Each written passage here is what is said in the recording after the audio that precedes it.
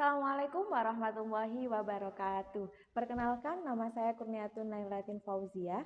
Saya mahasiswa Magister Pendidikan Guru Madrasah Ibtidaiyah UIN Maulana Malik Ibrahim Malang. Nah, hari ini kita akan podcast bersama Mr. Zul. Beliau adalah salah satu guru di SD Muslim Cendekia. Dan kali ini kita akan membahas tentang apa sih literasi dan numerasi di sekolah dasar. Kita sambut Mr. Zul. Ya, terima kasih. Nah, sebelum kita masuk ke podcast hari ini, Mr. Zul akan memperkenalkan diri terlebih dahulu. Silakan Mr. Zul. Oke, Assalamualaikum warahmatullahi wabarakatuh. Perkenalkan saya Muhammad Zulkifli, biasa dipanggil Mr. Zul, seperti Miss Nia juga di sini dipanggil Miss dan Mister. Saya saat ini sedang proses saya ingin dipotong ya. Proses. Saya saat ini sedang menempuh pendidikan S2 di STAIMA Al-Hikam Malang. Oke. Luar biasa. Mr. Zul ini adalah sosok guru yang literasinya sangat baik. Jadi dinobatkan sebagai guru yang pembaca terbanyak di perpustakaan. Jadi pas banget nih ya, podcast kali ini membahas tentang literasi bersama Mr. Zul. Jadi nanti akan ada beberapa pertanyaan dari saya untuk Mr. Zul terkait literasi. Oke, Mr. Zul, kira-kira menurut Mr. Zul nih, seberapa parah sih krisis literasi dan numerasi yang kita hadapi di sekolah-sekolah di Indonesia untuk saat ini? Oke, pertanyaan pertama langsung seberapa parah ya? Iya, menurutnya Mr. Jadi ini Zul ya. kayak gimana gitu, kayak orang sakit gitu. Tapi gini, ketika kemarin saya googling, saya searching, ada sebuah penelitian yang menjelaskan tentang program for International Assessment Student atau student ya. Jadi PISA di tahun 2023 menempatkan Indonesia berada di peringkat ke-71 dari 81 negara. Yang artinya, dan di situ kita mendapatkan poin sekitar 366 poin, dan ini tertinggal jauh dari rata-rata negara di dunia yang hampir sampai 100 poin ketinggalannya. Artinya apa? Bahwa ini termasuk literasi ini adalah masalah yang serius bagi kita, dan di situ ada penelitiannya dilanjutkan bahwa 70% pelajar di Indonesia tidak menguasai pelajaran dengan cukup baik. Nah, itu yang bisa kita jadikan mungkin ya refleksi buat kita sendiri. Apalagi kita seorang guru ya, ini tugas kita juga. Apalagi perkembangan digital kan semakin berkembang ya. Kemungkinan anak-anak juga melihat buku itu sudah mulai jenuh, lebih suka melihat digitalisasi Sosmed, yang sudah berkembang ya, Mr. Zul ya. Kira-kira apa sih contoh yang menunjukkan rendahnya kemampuan literasi di kalangan siswa? Kalau contoh mungkin yang secara realnya adalah ketika anak-anak ini mendapatkan soal-soal yang berbasis cerita, soal-soal yang kita harus memikir lebih dalam, itu mereka akan kesulitan dalam mengerjakan. Dan kalau kita mau ya sampling iseng-iseng, kita temukan di sosmed, ada orang yang diwawancarai, sebutkan negara di Eropa, jawabannya Garut. Nah, kalau ini bercanda, it's okay. Tapi kalau ini beneran, ya kan Eropa Garut kan nggak nyambung ya. Kemudian ada lagi anak SMA belum bisa membaca dan lain sebagainya, dan itu fakta-fakta yang ya kita nggak bisa pungkiri itu ada di sini. Maka dari itu ya dari situlah kita tahu bahwa memang literasi ini PR yang sangat besar sekali menurut saya. Dan memang kebanyakan siswa lebih suka sama soal yang apa ya, to the point. Jadi langsung intinya apa, kemudian mereka menjawab. Jadi kalau misalkan udah membaca itu mereka kayak aduh bacaannya udah banyak, kayak males membaca gitu ya, Mister ya. Kan kita dulu waktu sekolah kan juga gitu. Soal-soal kita itu kan misal tentang luas lingkaran. Diketahui jari-jari 7 berapa luasnya kan seperti itu, hanya seperti itu. Nah, maka dari itu ya harus ada terobosan-terobosan baru yang nanti mungkin kita bisa jelaskan lagi. Kemudian menurutnya Mr. Zul nih, apa penyebab utama kira-kira rendahnya literasi dan numerasi di siswa ya di kalangan siswa kita di Kota Batu misalnya yang lebih rendah, jadinya kayak siswa itu apa mungkin kurikulumnya kurang, terus kemudian cara mengajarnya, atau ada indikasi faktor dari Iya, iya. luar kira-kira? Jadi kalau tentang literasi ini, kalau kita bisa mau membedah lebih dalam, bahwa penyebabnya ini sebenarnya banyak sekali. Faktor yang menyebabkan seperti ini banyak sekali. Yang pertama mungkin harus ada dari pemerintah dukungan kurikulumnya seperti apa. Kemudian guru harus juga memiliki rasa gimana sih meningkatkan literasi anak. Harus ada dari guru juga. Kemudian juga harus ada dari pemangku kebijakan di sekolah tersebut. Kalau pemangku kebijakannya, misal kepala sekolahnya sangat concern di dunia literasi, maka yang terjadi ya gimana caranya di sekolah ini anak-anak bisa semangat untuk berliterasi. Jadi penyebabnya banyak dan yang paling penting adalah di lingkungan keluarga. Kita harus akui bahwa ya kita tahulah banyak orang tua yang bekerja dan menyambung hidup, mencari nafkah dan lain-lain, tapi ini sangat penting jangan sampai meninggalkan kebiasaan membaca di rumah kita masing-masing. Karena kebiasaan yang dibangun dari rumah ini akan berlanjut ke sekolah, di masyarakat dan lain-lain sehingga literasinya akan berbeda dengan saat ini yang terjadi. Oke. Menurutnya Mr. Zul, apakah penyediaan kayak buku bacaan di sekolah mungkin atau di rumah? Kalau di rumah kan berarti buku bacaan itu difasilitasi oleh keluarga, Yeah. oleh orang tua. Apakah itu juga mempengaruhi? Karena kan kalau zaman dulu kita waktu SD kan bukunya ya udah bukunya gitu-gitu aja, kemudian warnanya tidak menarik, jadi kayak gitu. Yeah, Apakah yeah. itu juga termasuk dalam kategori itu? Yeah. Itu juga menurut saya pribadi ya, itu sangat berpengaruh. Saya membandingkan ketika saya dulu sekolah di SD, buku-bukunya itu membuat saya buat males baca karena ya kurang menarik waktu itu ya.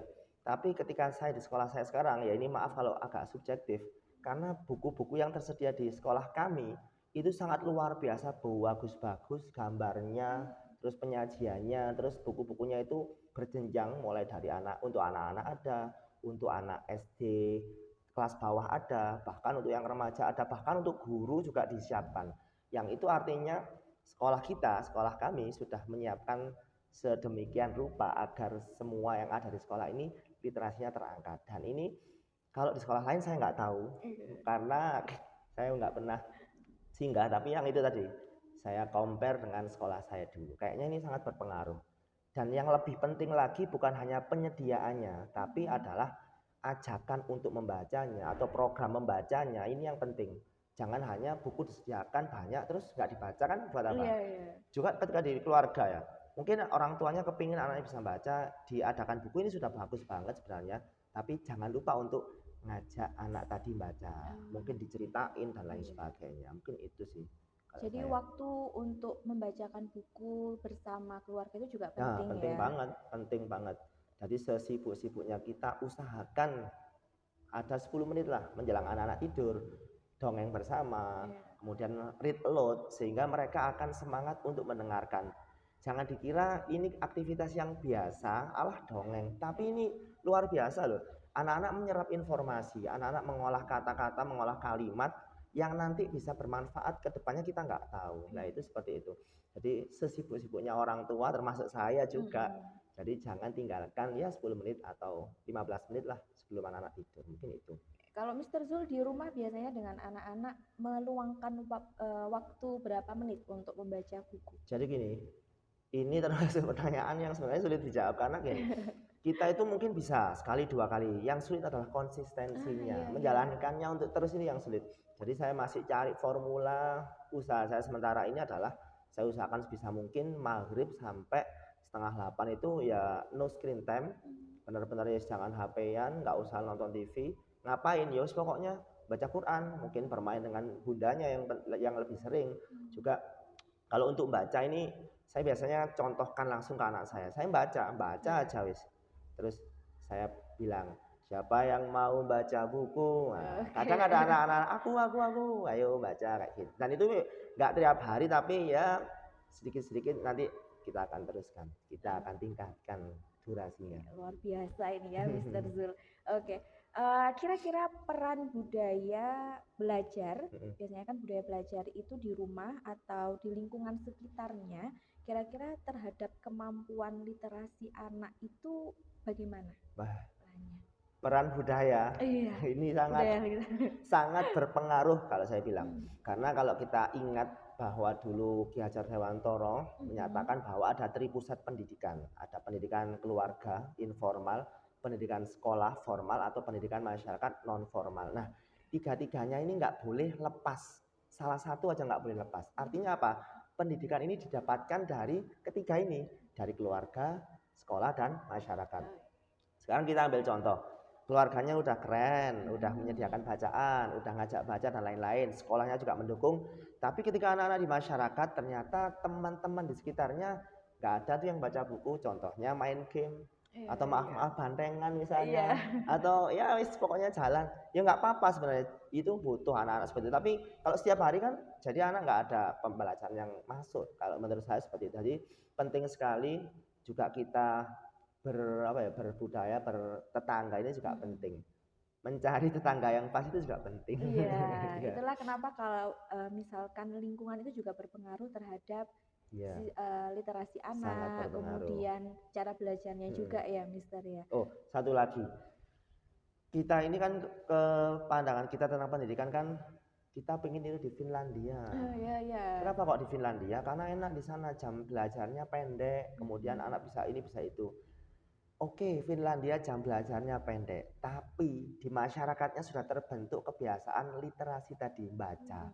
Dan nggak ada sesuatu yang asing ketika ada orang jalan sambil baca buku, orang nungguin sesuatu sambil baca buku. Ini di Finlandia seperti itu ya Iya. yang kita tahu.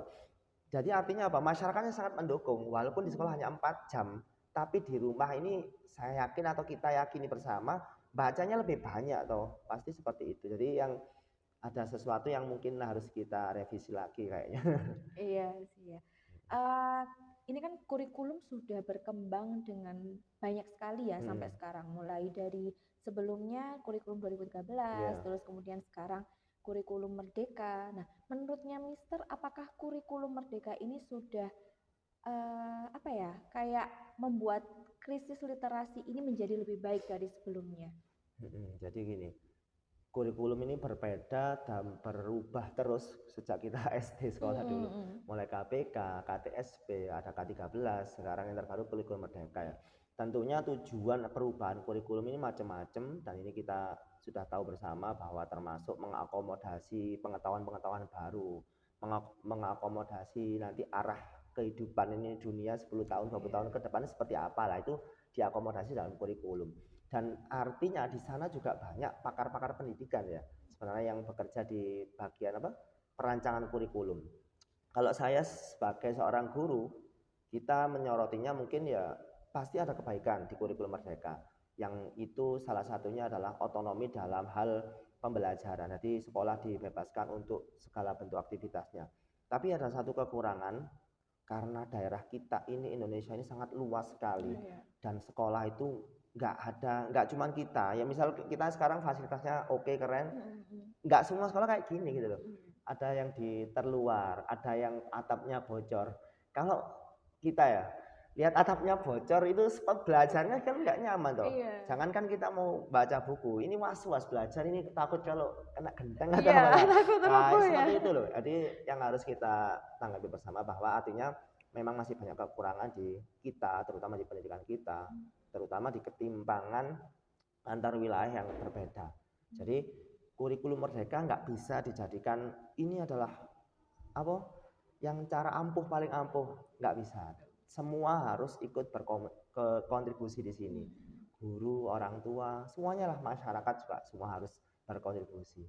Oke, itu adalah menurutnya Mister Zul, Iya, dan memang faktanya di lapangan seperti itu iya. ya. Oke, jadi kalau misalkan nih udah kurikulum Merdeka, kita memakai kurikulum Merdeka. Kira-kira menurutnya Mister Zul sendiri sebagai seorang guru, Mm-mm. kira-kira kesiapan apa dalam mengembangkan literasi dan numerasi di siswa? Ya, jadi satu hal yang harus kita sadari bahwa seiring kita lihat ke belakang, ada perbedaan atau pergantian pemerintahan. Mm-mm. Di situ hampir-hampir mesti ada yang berubah dalam hal kurikulum.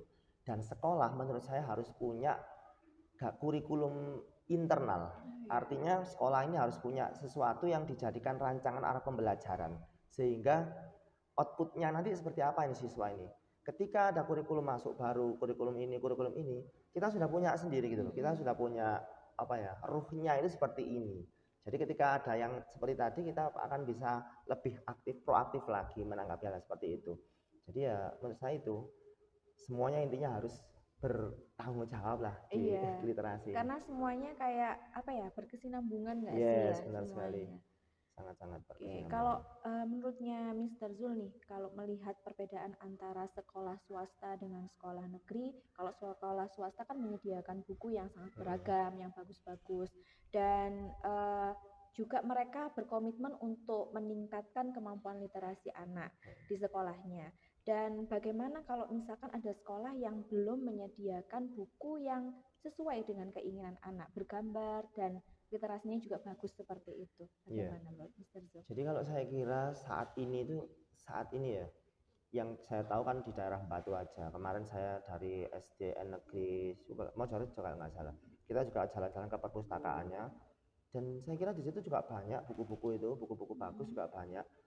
Kemudian kita kemana ya? Di desa saya, Desa Junrejo itu juga ada taman baca, tapi harus masuk ke ruangan desa dulu. Artinya gini, sebenarnya saya ini pemerintah ini sudah lumayan untuk concernnya di dunia literasi, sudah lumayan dengan cara ya itu menyediakan taman baca. Kan di Batu juga ada ya, taman baca, perpustakaan kota, kemudian di sekolah negeri yang lain juga ada.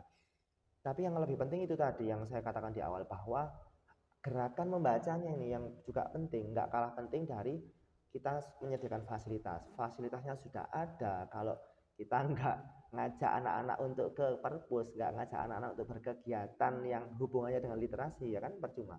Jadi saya kira sekarang sudah cukup banyak sih sekolah-sekolah yang concern ke literasi tadi. Tapi yang harus ditekankan yaitu tadi, bahwa ya itu harus ada program yang gimana caranya ya langsung bersinggungan dengan perpustakaan dan baca dan lain-lain.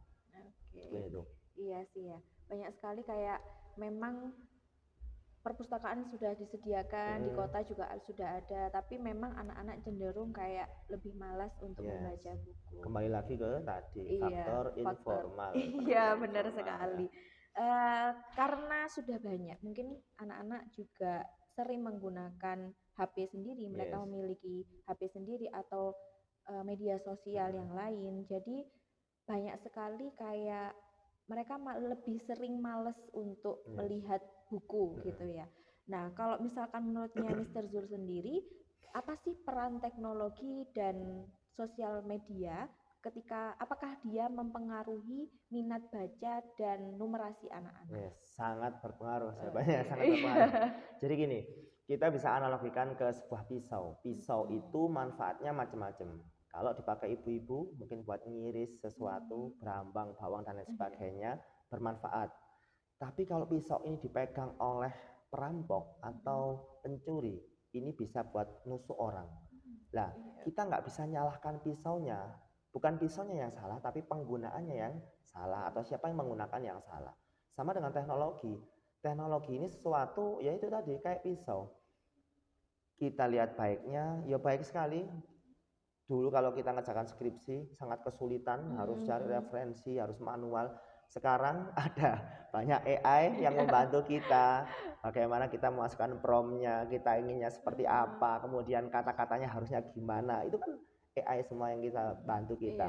Artinya teknologi bermanfaat. Nah, tapi di sebaliknya, kalau teknologinya nggak dimanfaatkan, ya kita akan jadi gamer mungkin.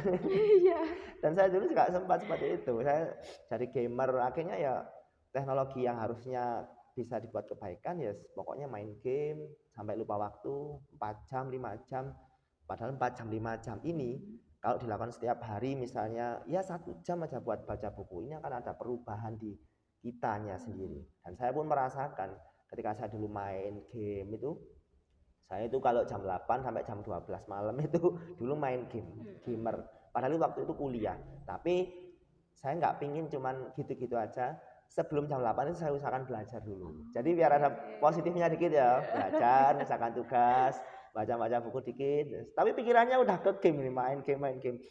Dan itu padahal waktu itu saya masih kuliah. Oh, padahal saya sudah kuliah, yang kita itu sudah punya pemikiran. bayangkan anak sekarang, mereka belum punya cara mengelola waktu, mereka belum bisa gimana harus bermanfaat kalau nggak diarahkan sama orang tuanya. Yang terjadi ya los, artinya yes main tok seperti itu tanpa pengawasan orang tua. Nah, ini peran orang tua, kembali lagi orang tua harus berperan. Gimana caranya teknologi yang kita dapatkan ya nggak apa ya, sia-sia, eman-eman kalau hanya kita jadikan untuk main game, sosmed, scroll itu sangat eman sekali. Dan saya sering katakan ke anak-anak, walaupun kamu mungkin HP-an, it's okay, tapi jangan lupa belajar, baca buku, baru nanti HP-an. Luar biasa ini Seperti itu. Mr. Zul. Jadi memang hubungan antara sekolah dan orang tua itu memang harus erat ya. Yes, harus. Jadi kalau misalkan memang kegiatan yang udah ada di sekolah yang sudah diterapkan sebisa mungkin di rumah juga diterapkan. Ya, Gitu itu ya, Mr. Zul. supaya pembelajarannya nggak hanya di sekolah, kan kembali lagi ke yang tadi bahwa yes, jangan jadi orang tua yang cuma nitipin anaknya disekolahkan, sekolah mahal, wis pendidikannya pokoknya ikut sekolah, ya nggak bisa kayak gitu. Kan lebih lama di mana anak ini, di rumah ini kan lebih lama, di masyarakat juga seperti itu. Oke. Nah, kira-kira nih, saya penasaran program apa sih yang sudah diterapkan di sekolahnya Mister terkait literasi dan numerasi? Yes. Jadi terkait program tadi saya sudah katakan di awal bahwa yang pertama di sekolah kita ada yang namanya fun reading. Iya, Fun reading itu di mana anak-anak kita bebaskan untuk membaca buku apa saja, kita ajak anak-anak untuk kegiatan di luar atau di perpustakaan atau dimanapun, tapi itu selalu ada untuk anak-anak baca, kemudian hasil bacaannya distorkan ke gurunya. Kamu habis baca apa? Siapa tokoh utamanya? Nah, itu kan menggali anak untuk apa ya namanya? Dia berpikir kritis, dia berpikir konstruksi dan lain sebagainya. Juga ada lagi yang ini saya yakin jarang di sekolah lain dilakukan, yaitu integrasi soal-soal literasi, pemahaman literasi ke dalam soal-soal ujian. Nah, kalau kita tahu tadi yang saya bahas di awal bahwa mungkin di sekolah lain untuk mencari luas lingkaran itu soalnya hanya jari-jarinya segini, berapa luasnya selesai. Tapi kalau di sekolah kita untuk mencari luas lingkaran, anak-anak harus baca dulu soalnya. Dan kalau kita tahu soalnya teman-teman itu satu kelas itu satu anak itu menerima 5 lembar soal itu. Padahal itu untuk hanya 20-an soal, 20 atau 25, tapi 5 lembar dan bacanya banyak sekali. Artinya apa? Mungkin di rumah anak-anak nggak sempat baca, nggak sempat teredukasi literasinya dengan baik, tapi ya dibalas dengan di sekolah tadi. Mereka harus mengerjakan soal yang harus membaca dulu, dan bacaannya ini yang kerennya adalah mengintegrasikan pembelajaran apapun ke dalam contohnya mata pelajaran yang lain. Contoh, kita ujian PPKN, tapi bacaannya tentang sejarah. Contoh, proklamasi ada pada tahun 17 Agustus 1945 yang membaca adalah Insinyur Soekarno dan lain-lain. Apa masuk sila kemana ini lah, artinya apa ya, itu ada yang penting sekali. Anak-anak akhirnya jadi membaca toh, proklamasi itu tahun ini loh. Yang lain-lain juga banyak seperti itulah, kayak IPA masuk kemana dan lain sebagainya. Jadi itu program di sekolah kami. Juga ada program yang ini program nggak tertulis tapi hampir sering diadakan setiap tahun, ada literasi itu ya. Oh ya, kayak semangat literasi, ada lomba-lomba membaca membuat cerpen, membuat komik, membaca puisi, termasuk ada lagi itu yang siapa membaca terbanyak. Lah itu kan menyemangati anak. Awalnya kita itu memang harus dipaksa, kita itu harus butuh pencitraan kalau menurut saya awalnya ya.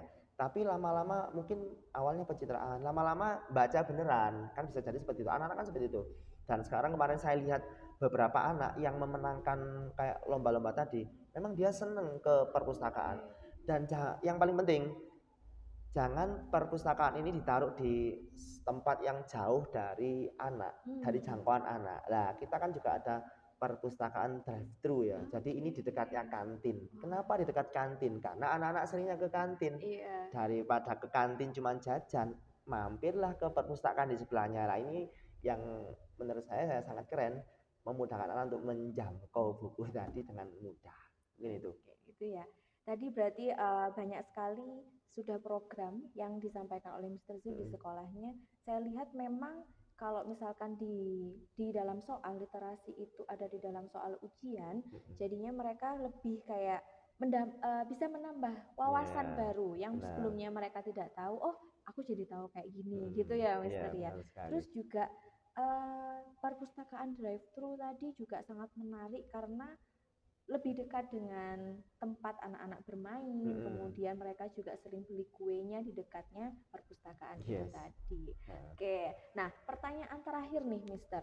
Kira-kira eh, apa sih yang bisa dilakukan oleh orang terdekat, mungkin komunitas literasi dan yang lain sebagainya untuk mengatasi krisis literasi dan numerasi? iya. Jadi kalau tadi mungkin di awal-awal kita banyak mengkritik, sekarang kita harus memberi solusi, Kak, cuman mengkritik ya. Jadi gini, kita sebagai siapa, yaitu yang bisa kita lakukan. Kita bukan pemangku kebijakan pusat, kita bukan pemerintahan, tapi kita adalah seorang guru. Yang bisa kita lakukan adalah satu, memberikan contoh ke anak, memberikan contoh langsung ke anak, memberikan teladan ke anak. Nah, ada salah satu yang saya lakukan. Saya sengaja ke kantin, kalau jam istirahat itu sambil bawa buku, saya sambil pegang buku dan saya memang beneran baca.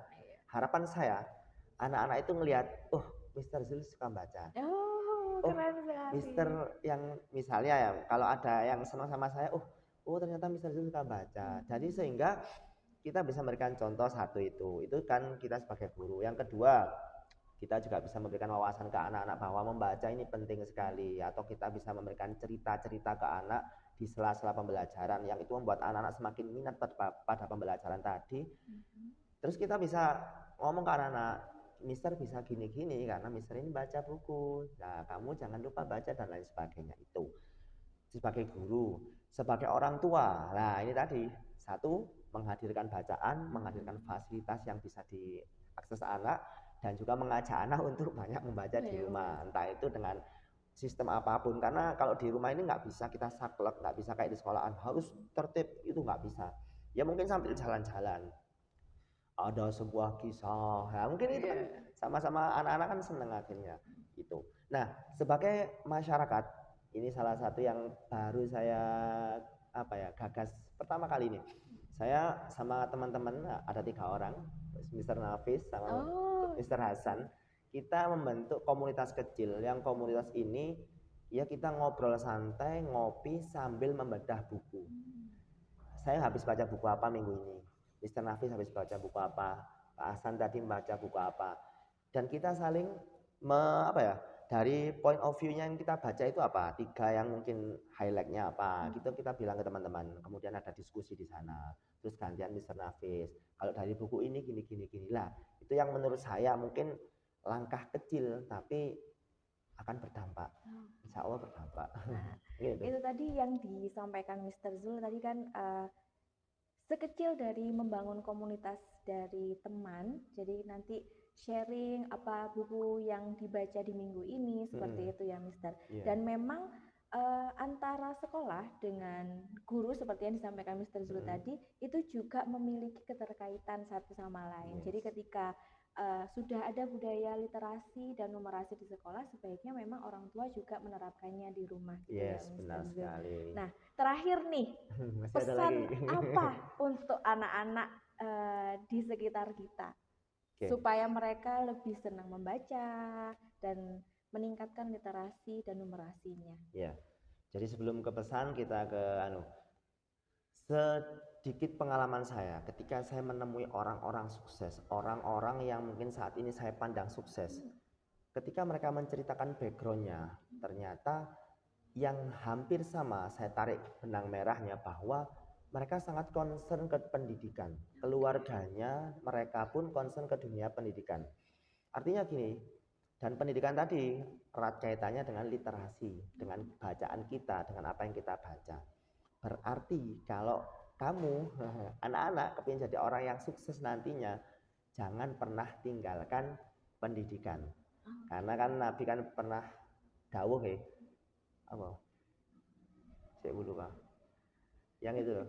Nabi pernah dawuh, kalau kamu ingin dunia, ya ambillah dengan ilmu. Kalau kamu ingin akhirat, ambillah dengan ilmu. Kalau ingin keduanya, ya jangan sampai jauh-jauh dengan ilmu, karena semua ada ilmunya, dan ilmu ya kaitannya dengan literasi tadi. Jadi jangan sampai malas baca.